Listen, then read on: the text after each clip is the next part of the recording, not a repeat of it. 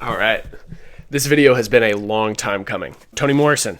She is one of the greatest American novelists, and I've read her novels deeply enough at this point that I feel very confident making some recommendations to you. In this video, I'm going to let you know of the Toni Morrison novels that I don't think you'll be able to put down. I didn't have to read any of her novels when I was in high school, but I know of more and more people now who were assigned, like Song of Solomon, Beloved. I didn't read my first Toni Morrison novel until I was in college. Toni Morrison worked in the publishing industry and is very much so a writer's writer. When I say that, I mean that in her novels, she can get her prose to heights that very few people can. And usually that super high level of writing is packed closer to the beginning of her novels.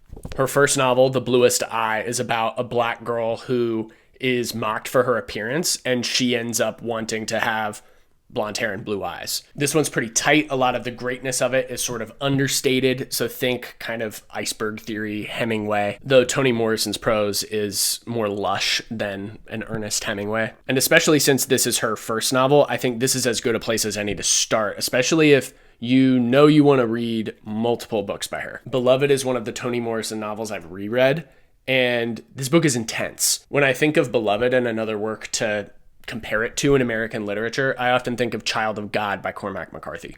Both Beloved and Child of God were loosely based off of real newspaper stories, like real headlines that the authors read. Just know that at the heart of this novel, there is a very intense crime that was committed for extremely complex reasons. This novel deals very directly with slavery, and Setha, the main character, is the mother of a child who died very young and whose tombstone is only marked by the word beloved. So that's where the title comes from. Those aren't really spoilers. That's all stuff you can read on the back of the book. What makes Beloved particularly remarkable to me is this very poetic stretch towards the back of the novel that operates almost like a bridge in a really good song. If you've read it, you know exactly what I'm talking about. And it was that section of the novel that not only I had the most intense emotional response to, but like that was the passage of anything by Toni Morrison that I've read that made me in awe of what she's able to do on the page. There's only like 15 or 20 books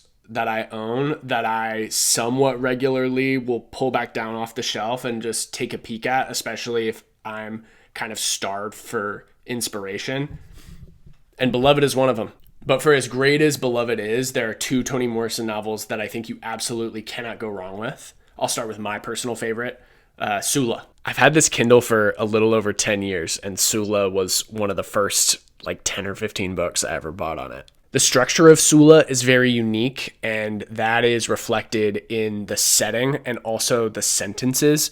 So there's a community of black people. This is in a time when America is still segregated, that is up in some higher country, but it's referred to as the bottom, which is a salesperson's trick to frame that land, which really isn't that great of real estate, as closer to God. And so that's why it's the bottom, because it's closer to God. So right from the beginning of the novel, you're thinking about the setting in a very different way. And I want to read you a sentence towards the beginning of the novel that gives you a really good idea of the sorts of ideas that Toni Morrison will link. You never know, based on where a sentence starts, quite where it's going to end up when you're reading one of her novels. And in Sula, that is particularly true. So the sentence reads, "Except for World War II, nothing ever interfered with the celebration of National Suicide Day."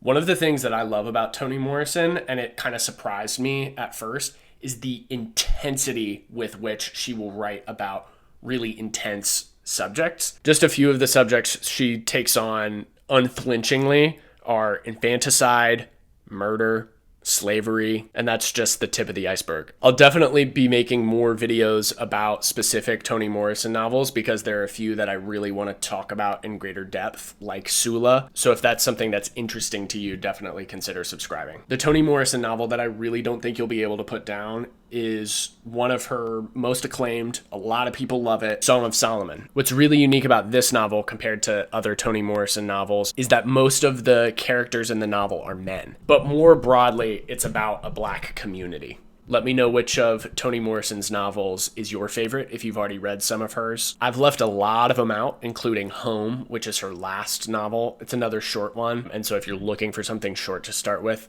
that would be another one to go with, though I think The Bluest Eye would be a better place to start. And otherwise, I hope you're doing well and that you're in a good reading groove. At some point in the near future, I could probably also make a Toni Morrison video where I give a brief pitch for every single one of her novels. So if that's something that's interesting to you, just let me know. It's a video I've considered making for a while. Take it easy, and I'll see you in the next one.